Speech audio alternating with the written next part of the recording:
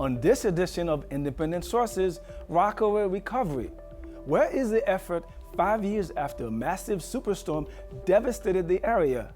And who are the people still feeling left out? The details coming up.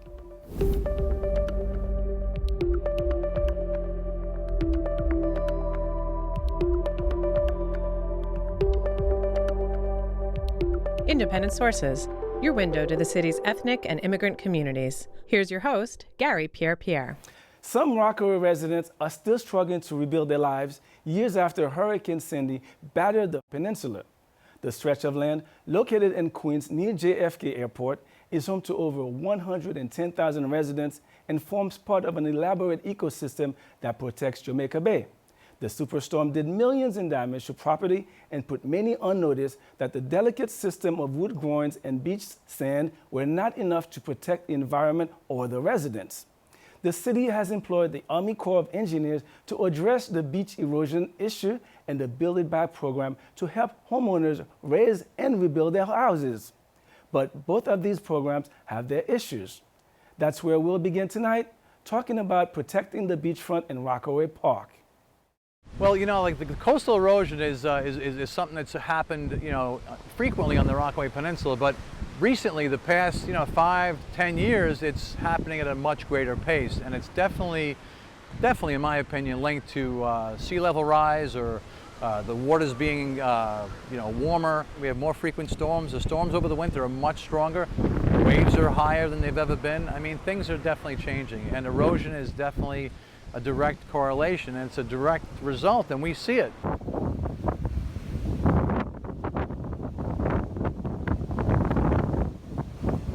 We predicted what would happen. We told them this sand's going to be gone without groins.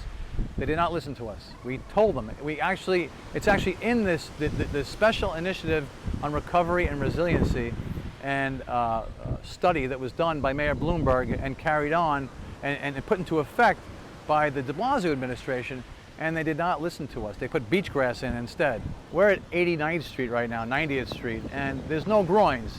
There's nothing. There used to be timber groins that are all dilapidated and fallen apart, and they do nothing. So we have severe erosion because we have nothing in place to hold the sand in place. New York City planted beach grass, which is nice, but it's about maybe 5% of what we need. Beach grass is equivalent of putting sandbags around your house before a hurricane and then taking the bags away and leaving the sand. It's ridiculous. Without the beaches, when storms come, they crash, the waves crash on the people's homes, on my home. The waves go down our streets. During Hurricane Irene, Hurricane Sandy, one year after the other, the water came right down, but it didn't in the groin field.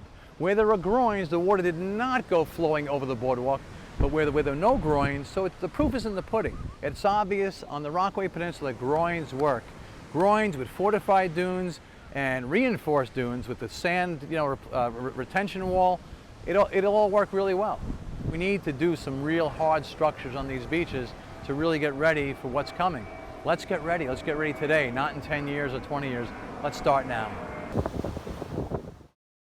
Joining me in studio to continue the conversation about the Rockaway Recovery are Dr. Lee Graham, Assistant Professor of Urban Affairs at John Jay, and retired Colonel John Boulay II, who is the former New York District Commander for the U.S. Army Corps of Engineers and currently the Senior Vice President at Dewberry Engineers. Welcome.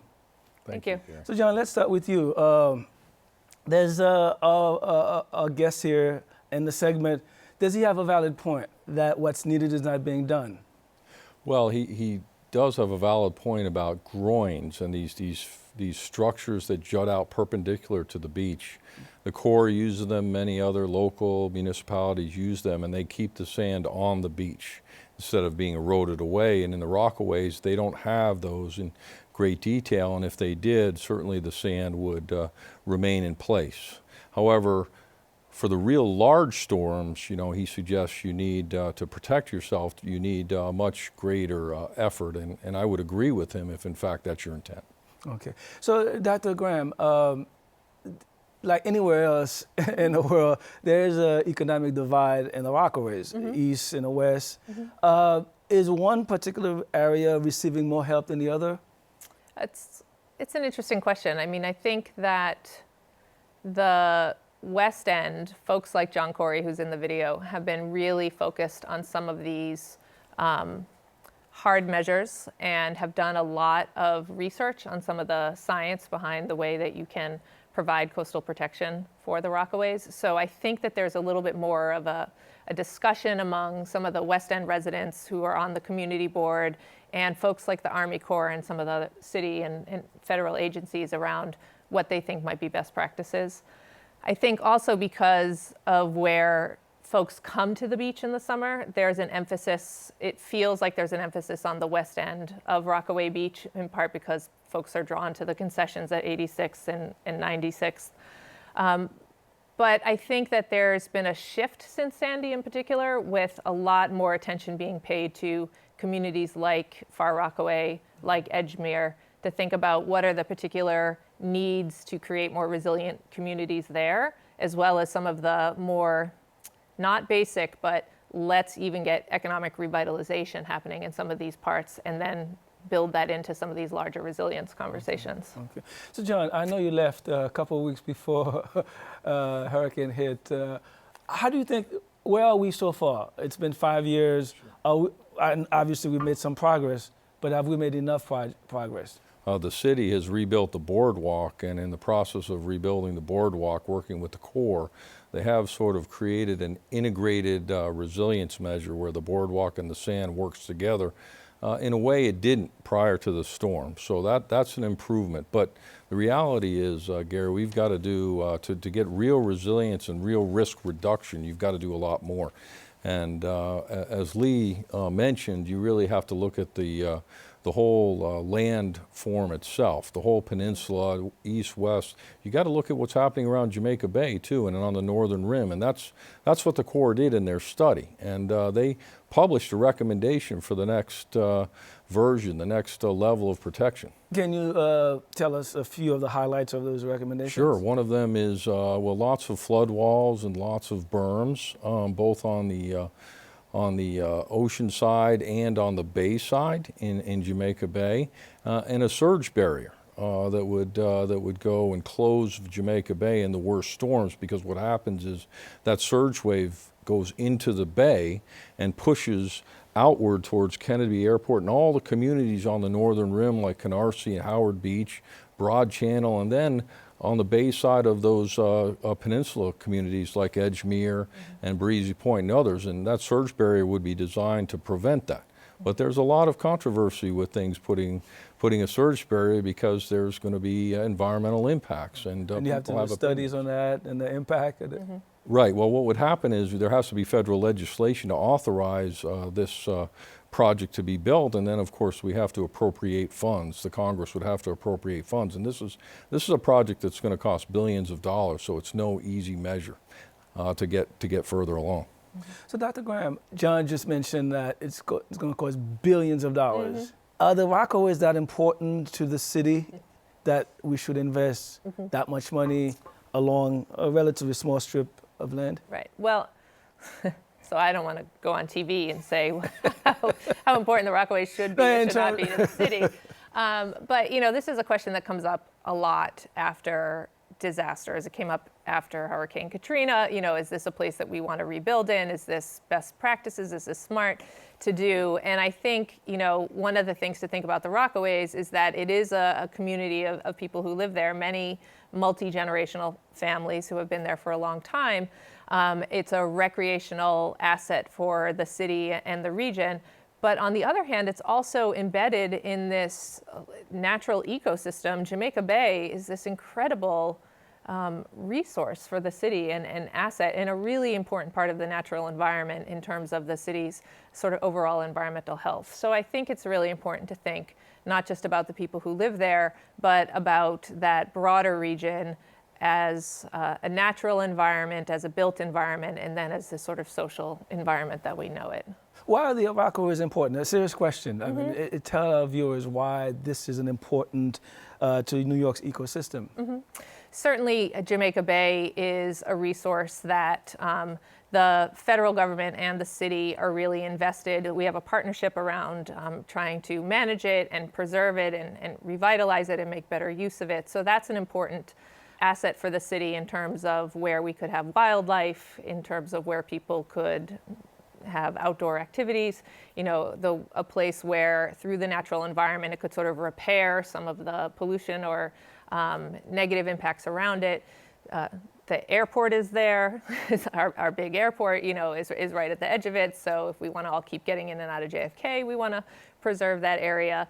And then this is a community that's, to me, I think really a dynamic and interesting part of the city. It is a seaside community where you can really feel like you have a different way of life. It also has a lot of Queens public housing, and these are people who we want to give a better opportunity to. So there's a lot of different ways that it matters to the city. Gary, John? let me Sure. just comment on that, and I agree with what Lee said. And when I had the privilege of serving in the Army Corps of Engineers, we were in the business of restoring lots of the wetlands. Let's not forget that much of Jamaica Bay is part of the Gateway Preserve, which is a national park system. I mean, this is an amazing wild wonderland that if you haven't been out there, I encourage you to go I've been out there look many at it. times. I like this area. It has a feel of Cape Cod meet, Jamaica, Queens.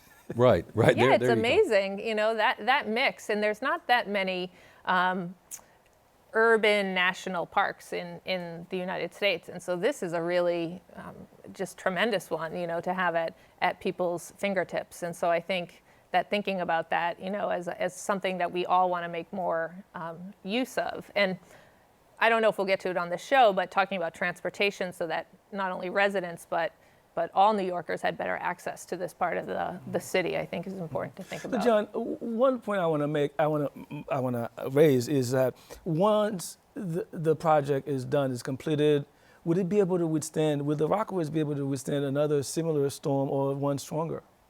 Well, right. It would. The answer is yes. I mean, that's the purpose of the project, is to build it to, when the Corps, let me just back up a little bit and say, when the Corps builds something, they choose the project that gets the best economic benefit cost ratio in almost all cases.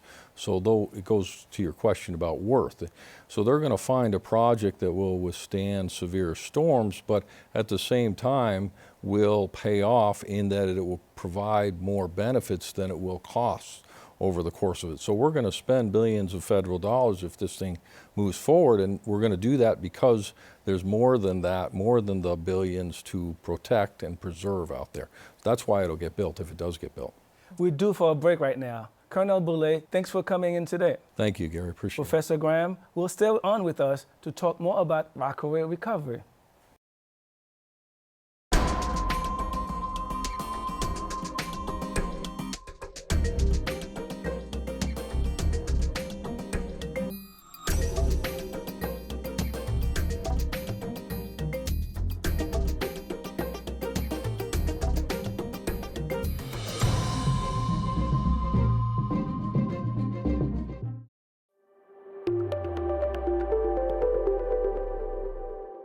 Thanks for staying tuned to a Rockaway Recovery show.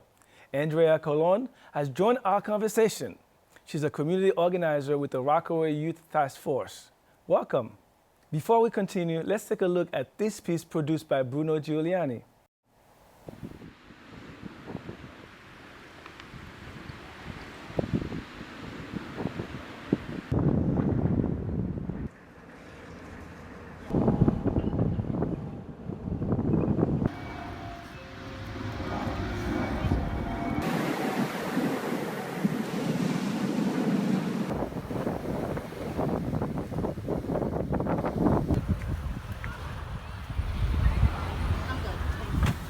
It's amazing. It's a miracle. We would have never expected the boardwalk to ever look like this again. But here we are cooking.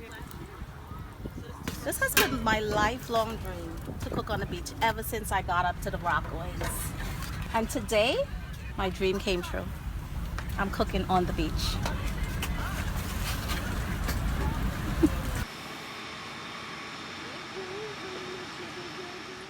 I'm there on Saturdays and Sundays with my husband and my daughter, Shanice.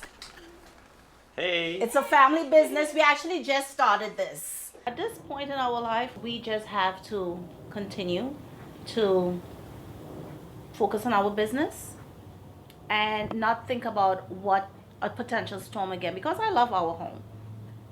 You know, I love our home, and if I worry about what may potentially happen again, I would always be unhappy. And it's at this point, I don't even want to think about it. I just want to focus on our business. I didn't miss a day of school due to the hurricane. My professors were actually really impressed, but we had to wait like how many months for construction? It's another story. It was like torture. Like after a while, like I just wanted to go home. The next day when we came back, when we got in, there was like 3 feet of water in the house, and that actually filled up like an aquarium. So the whole length of this house was filled up like an aquarium, and then there was like over like 3 or 4 feet in the house. Everything got destroyed. What you're seeing here, this is a loan, not insurance, which is really stressful because we are currently paying it back.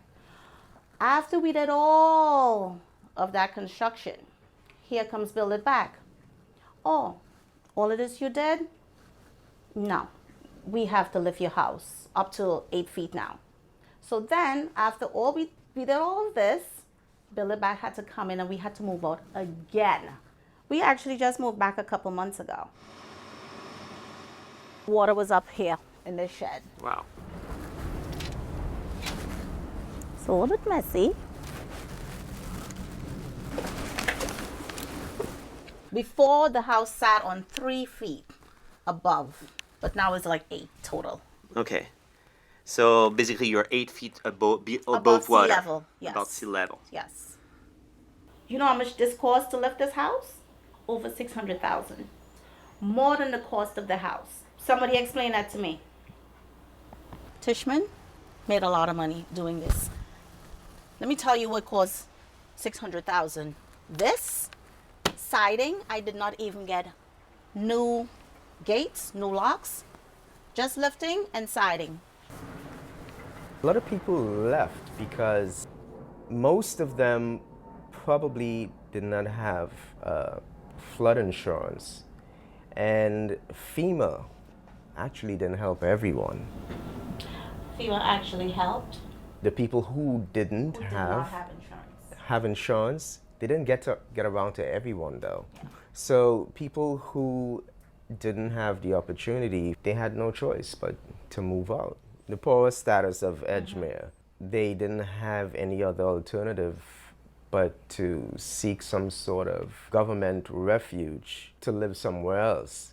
Because their house is demolished, you can't live in there. They don't have the financial resources to rebuild on their own. You're saying the poorest were affected and had to leave Yeah. on top of this. Yes. Especially on this half of the peninsula, it's like night and day.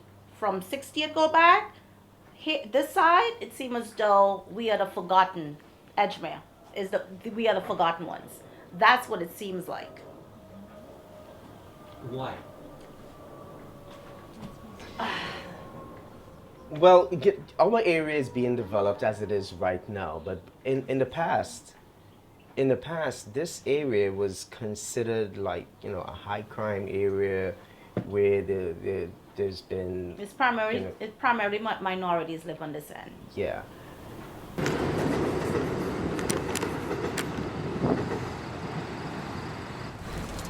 See right behind this building? Yeah. That is the bay. And right behind the train station over there, Yeah. that is the ocean. And they both met. Andrea, I want to start the conversation with you. Can you tell us what's the mood of residents in the community? Well, I would say the mood now compared to right after Sandy is a lot better, but we do still feel the effects of not really receiving the resources and the help that the western end of the peninsula received very quickly. So yeah, till this day, there are still families in Arbor and Edgemere still recovering, still waiting for Build It Back to help them with their homes. And it's quite ridiculous that some people still aren't in their homes. So I think overall the mood is just, some people are just in desperate need and really want to be back in their homes. Mm-hmm. Who are the people leaving the area? They mentioned that it was obviously people of color, but any other demographics about who's leaving? I would say it's mainly just people of color. I guess it's not as prevalent now because it's been almost 5 years since Sandy, but definitely right after Sandy, there were many families, my family included, who just felt like it was going to be way too much money to repair their homes. And although Rockaways our home and we've always wanted to live there, they knew like we couldn't afford it. So for the most part, it's disproportionately people of color. So when you moved, where did you go?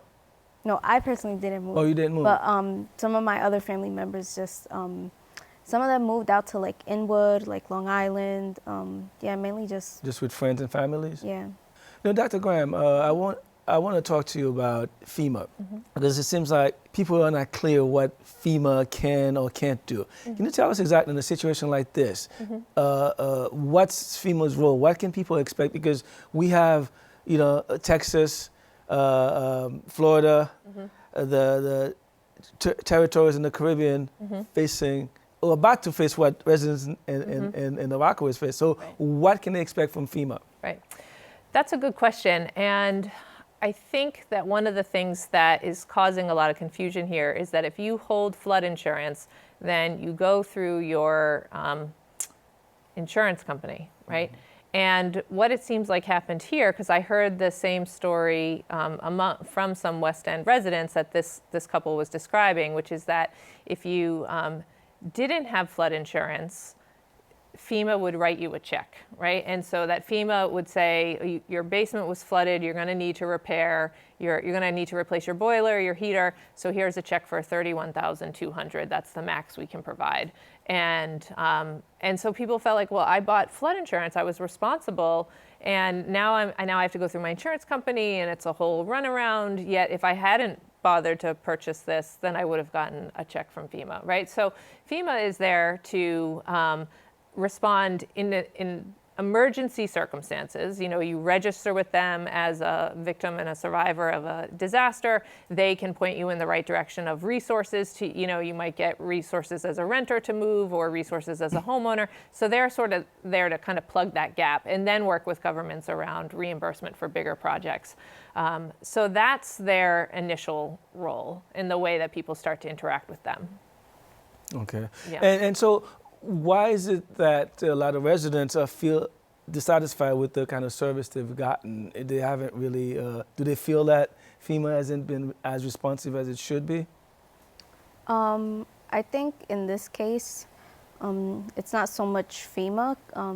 I know many friends who went through FEMA and who received money, but there's also people who've had like troubles. But I think it's just it was the eastern end of the peninsula that didn't receive help from like Red Cross, like American Red Cross, like these big organizations that promised to help people. Yeah, we just didn't really feel like they were coming through for us. And I think that's when Rockaway Youth Task Force came in and provided families with food, because there were some elderly people who were stuck in their buildings, couldn't go out. So I think that's when we came in and tried to. So let me ask Andrea another question. So what's the experience for homeowners compared with renters? I personally wouldn't know. I live in a building, so. Okay. And what's your experience been like? We heard the story of this couple, they're homeowners, and the trial and tribulations they've gone to. As a renter in a building, what are some of your challenges? Do you have any? Now, 5 years later. Now, 5 years later, not really. Just certain stuff like that they can't repair or that they say they can't do, but other than that, nothing really. But my friend who, her parents are homeowners, I know they're still like struggling till this day with like repairing their home after Sandy. Okay.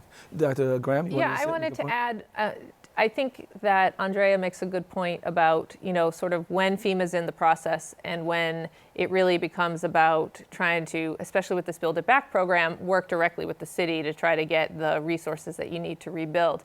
I would say that the way that FEMA is still in the conversation this many years later is around these FEMA flood maps. And so which basically sort of set the rules around who lives in a floodplain, how high your house has to be in order to be flood resistant, which influences what kind of insurance you have to carry, how much it costs to rebuild.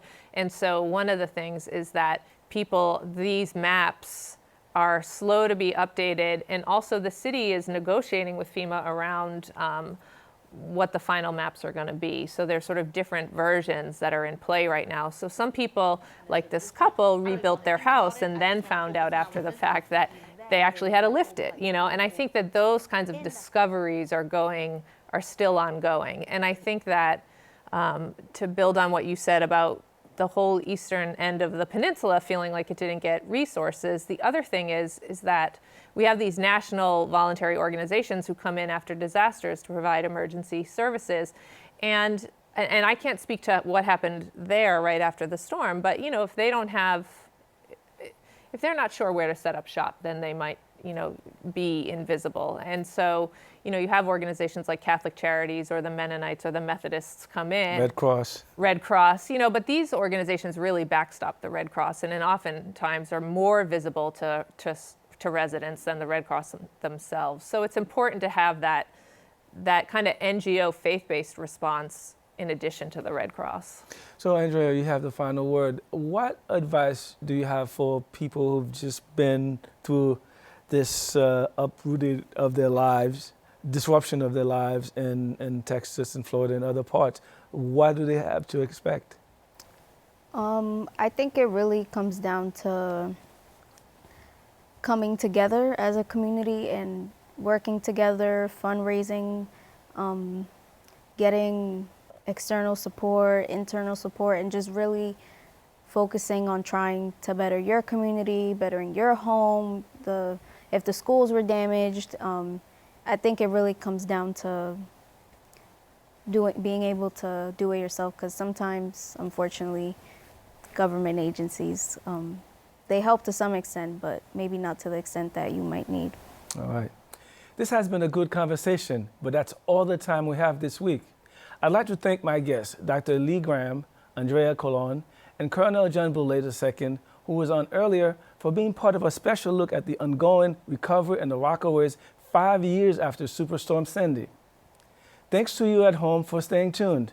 Till next time, be independent-minded.